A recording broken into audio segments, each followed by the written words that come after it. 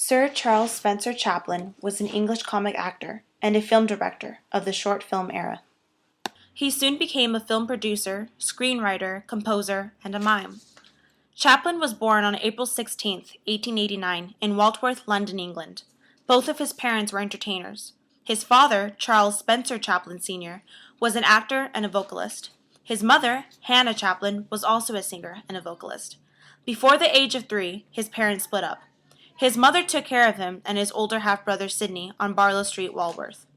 Charlie's father was an alcoholic and had barely any contact with his sons, even though at a time they lived with him and his mistress, due to their mother living as a mental patient at Cane Hill Asylum. Charlie was 12 years old when his father died of a liver disease.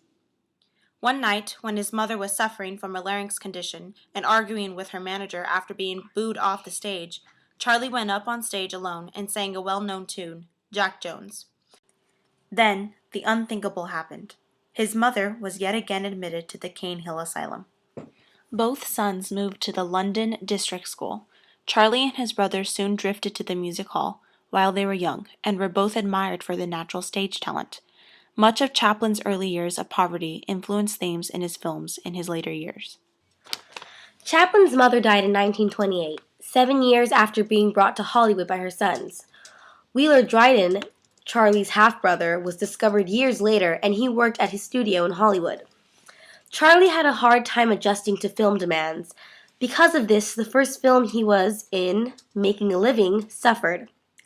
Sennett, the director that gave him his big break, gave him over to Normandy.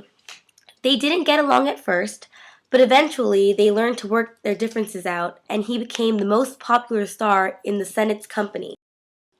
Charlie Chaplin was a man of many women. His first true love was a dancer named Hetty Kelly, with whom he instantly fell in love with when she was 15 and almost married when he was 19 in 1908. It is said Chaplin fell madly in love with her and asked her to marry him. When she refused, Chaplin suggested it would be best if they did not see each other again. He was reportedly crushed when she agreed. Years later, her memory would remain an obsession with Chaplin. He was devastated in 1921 when he learned that she had died of influenza during the 1918 flu epidemic. Edna Purviance was Chaplin's first major leading lady after Mabel Normand. Purviance and Chaplin were involved in a close romantic relationship during the production of his Asani and Mutual films in 1916 through 1917. The romance seems to have ended by 1918, and Chaplin's marriage to Mildred Harris in late 1918 ended any possibility of a reconciliation.